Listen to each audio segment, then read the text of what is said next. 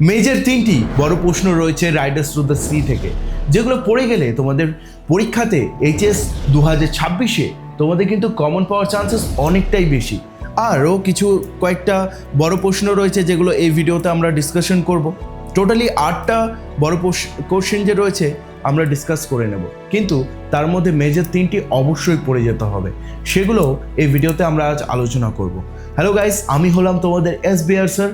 Welcome জানাচ্ছি SBR add থেকে, এবং আমরা আজকে নিয়ে এসেছি রাইডার্স টু দ্য সি, যেটা ক্লাস 12 সেমিস্টার 4-এর এইচএস 2026-এর নাটকে রয়েছে, সেখান থেকে বড় কোশ্চেনের সাজেশন।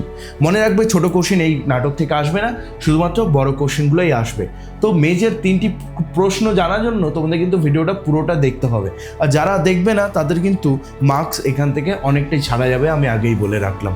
ঠিক আছে, তো দেখো, প্রথমেই আমি বলছি যে discuss Riders to the Sea as one act tragedy. যারা এই গল্পটি, এই নাটকটি ভালো মতো পড়েছো, সবাই জানো এটা হচ্ছে ওয়ান অ্যাক্ট ট্র্যাজেডি। ট্র্যাজেডি মানে যেই নাটকের শেষে কোনো একটা দুঃখজনক ঘটনা ঘটে, লাইক হিরো মরে যাওয়া বা হিরোইনের মরে যাওয়া, অথবা কোনো একটি দুঃখজনক ঘটনা, ঠিক আছে, যেটা দিয়ে এই গল্পটি একটু দুঃখজনক এন্ডিংয়ে চলে আসে। আর এটা ওয়ান অ্যাক্ট প্লে মানে কি, একই দিনে একই জায়গাতে এটা নাটকটি পরিচালিত হয়েছে।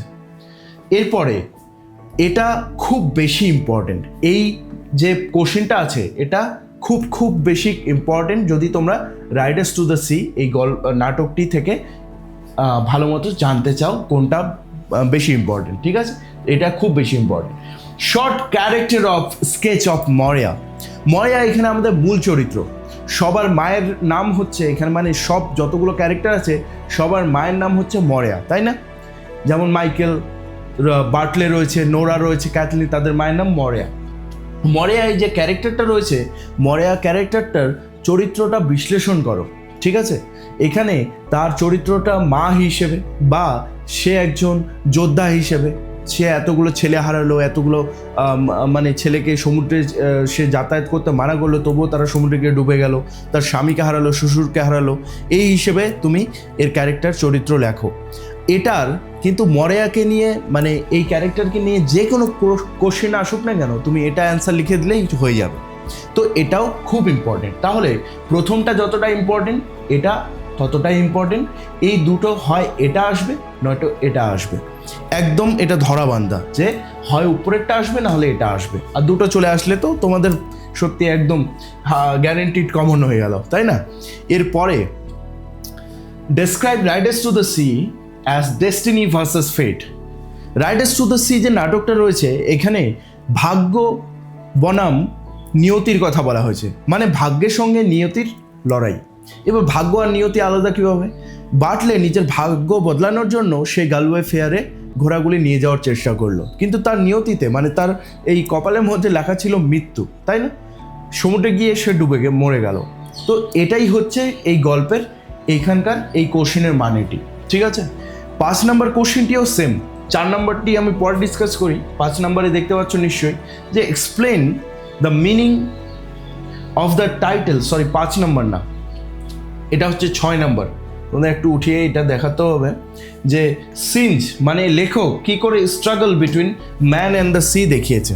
আমি একটু এটাকে জুম আউট করে দেখিয়ে দিই যে এখানে যে সিনজ আছে, লেখক সে মানুষ আর সেই সমুদ্রের মধ্যে যে লড়াইটা লেগেছিল সেটা কিভাবে তুলে ধরেছে।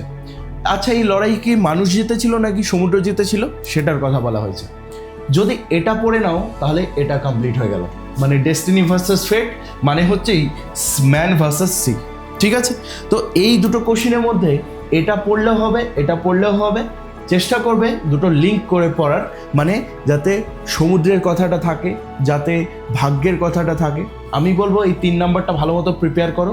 যদি এটা চলে আসে যে সমুদ্র ভার্সেস মানুষ, তাহলে এটা লিখে দিলেই হয়ে যাবে। তাহলে আমাদের কাছে আমরা বুঝে গেলাম যে দুটো কোশ্চেন থেকে একটা কমন হয়ে গেল। টোটাল আজকে 9টা কোশ্চেন এখানে রয়েছে, যেহেতু এর দুটো কমন তার জন্য একটা কমিয়ে দিয়ে 8টা বলছি আমি। এরপরে বার্টলের যে চরিত্র, এটা ইম্পর্টেন্ট রয়েছে। ঠিক আছে, যদি আমাকে স্টার দিতে হয়, এটা 4 স্টার, ওপরে এটা হচ্ছে 5 স্টার। এটা বেশি ইম্পর্টেন্ট, এটা একটু লেস ইম্পর্টেন্ট, কিন্তু বার্টলের যে চরিত্রটা সেটা ভালো মতো পড়ে যাওয়া অত্যন্ত জরুরি। Explain the meaning of the title Riders to the C. যদি তোমরা রাইডার্স টু দ্য সি এর ইয়েটা পড়ে নাও, এই যে ওয়ান এক ট্র্যাজেডি, এই প্রথম কোশ্চেনের অ্যান্সারটি পড়ে নাও, তাহলে সেটাই তুমি একটু বানিয়ে এখানে টাইটেলটা লিখে দিতে পারবে। যারা যারা ভালো স্টুডেন্ট রয়েছে, যারা ভিডিওটি দেখছো, তাদেরকে বলি প্রথমটা পড়লেই ওয়ান এক ট্র্যাজেডি হিসেবে রাইডার্স টু দ্য সি সেটা লিখে দিয়ে লাস্টের দিকে যদি লিখে দাও যে hence the title is appropriate, তাহলেই কিন্তু টাইটেলটা হয়ে যায়। কিন্তু তোমরা আলাদা করেও পড়তে পারো যাতে তোমাদের ভালো মার্কস আসে, তো অবশ্যই এটা দেখে যেও। এরপরে আমাদের 7 নম্বরে চলে আসি, 7, 8, 9। এখানে বার্টলেকে কে মানা করলো মেইনল্যান্ডে যাওয়ার থেকে? মেইনল্যান্ড মানে কি? সেই আয়ারল্যান্ডের কথা বলা হয়েছে। গালওয়ে ফেয়ারে সে যাওয়ার কথা ছিল, সেখানে যেতে তার মা মানা করলো। কেন? কারণ তার মা ভাবছে যে কিছু একটা খারাপ হবে বার্টলের সঙ্গে, এবং পরবর্তীতে গিয়ে তাই হলো, বার্টলে মারা গেল। ঠিক আছে, তো এখানে এটা ইম্পর্টেন্ট, কেন মানা করছিল। ডিসক্রাইব দ্য কনফ্লিক্ট বিটুইন মরিয়া অ্যান্ড বার্টলে ইন শর্ট।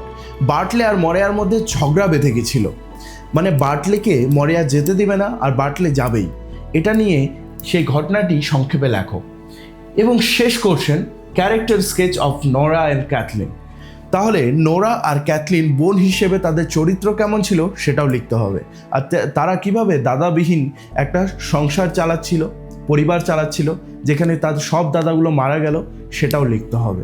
তো আমি আশা করছি এই কোশ্চেনগুলো, যেখানে আমি তো তোমাদের বলে দিলাম কোনটা কোনটা সিমিলার আছে, সেগুলো পড়ে গেলে হয়ে যাবে। যেমন 1 নম্বরটা পড়ে গেলে তুমি টাইটেলটাও লিখতে পারবা, তারপর এই 3 নম্বর পড়ে গেলে 7 নম্বরটা হয়ে যাবে। হ্যাঁ, 7 নম্বর না, সরি 6 নম্বরটা, মানে ডেস্টিনি ভার্সেস ফেট, মানে ম্যান ভার্সেস সি, এটাই। তাহলে তোমাদের খুব জোর, এখান থেকে আমি 7টা কোশ্চেন দিলাম। 7টা কোশ্চেন থেকে যদি কোন 3টা মেইন কোশ্চেন রয়েছে সেগুলো আমি বলে দিই। প্রথমেই এই যে 1 নম্বরটা যে রয়েছে, 1 নম্বরটা ভেরি ভেরি ভেরি ইম্পর্ট্যান্ট। তোমাদের যদি বলা হয় যে একটা কোশ্চেন পড়ে যাও যেটা একদম কমন আসবেই আসবে, তাহলে আমি বলবো এটা। কিন্তু একটা কোশ্চেন পড়ে গেলে হবে না, বলে দিই, রাইডার্স টু দ্য সি থেকে কিছু না পড়ে গেলে এটা পড়বেই, আর তার সাথেও পড়তে হবে এই যে মরিয়ার চরিত্রটা। এই দুটো পড়লে প্রায় ধরে নাও তোমাদের 95% চান্স আছে যে তোমরা কমন পেয়ে যাবে। তার সাথে আরেকটা যদি যোগ করে দিয়ে ডেস্টিনি ভার্সেস ফেট অথবা সমুদ্র ভার্সেস ম্যান, মানে সমুদ্র ভার্সেস মানুষ, তাহলে তোমাদের বলতে পারি 99% তোমাদের কমন হয়ে গেল। হ্যাঁ, তোমরা কি ভাবতে পারো যে স্যার এটা কি চান্সেস আছে যে উচ্চ মাধ্যমিকে এই 3টে থেকেই আসবে? এখান থেকেই আসবে, তোমরা দেখে নিও। যখন উচ্চ মাধ্যমিকের সেই পেপারটি হাতে ধরবে তখন তোমরা বুঝতে পারবে স্যার বলেছিল 3টি কোশ্চেন, ওয়ান অ্যাক্ট প্লে, মরিয়ার চরিত্র, আর আরেকটি রয়েছে সমুদ্র বনাম মানুষ অথবা ভাগ্য বনাম নিয়তি। এই 3টা থেকেই আসবে, আমি বলে দিচ্ছি। এই 3টা অবশ্যই পড়ে যাবে, আর বাকি যদি আসে ভাগ ভাগ করে আসবে।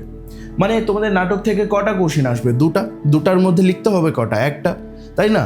তো সেই 2টার মধ্যে একটা আসবে ভাগ ভাগ করে। সাপোজ কোনো লাইন তুলে দেওয়া হলো আর বলা হলো এটা কে বলেছে, কখন বলেছে, কাকে বলেছে, এভাবে। ঠিক আছে, কিন্তু ওটা যদি জানতে হয় তাহলে তো তোমাকে নাটকটা ভালো মতো পড়তে হবে। নাটকটা না পড়ে আমার অ্যানিমেশন ক্লাসগুলো, অ্যানিমেটেড ক্লাসগুলো যদি তোমরা দেখো, তাহলে কিন্তু নাটকটা একদম মনের মধ্যে ছেপে যাবে। এত সুন্দর অ্যানিমেশন দিয়ে আমি এই নাটকটি বানিয়েছি যে আমার সবথেকে প্রিয় এই নাটকটি হয়ে গেছে। অবশ্যই দেখে নিও, ডেসক্রিপশনে আমি প্লেলিস্টের লিঙ্কটি দিয়ে দিয়েছি অথবা ভিডিওর লিঙ্ক দিয়েছি। আর এই কোশ্চেনগুলো ভালো মতো পড়ে যাও, যেখানে 3টি মেজর কোশ্চেন আমি বলে দিলাম সেগুলো তো পড়বেই, সঙ্গে বাকিগুলোও পড়ে যাও, কারণ এটা এইচএস উচ্চ মাধ্যমিক, তাই রিস্ক কিন্তু নেওয়া যাবে না, কারণ জীবনটা হচ্ছে তোমার, পেপারসগুলো হচ্ছে তোমার। See you soon guys.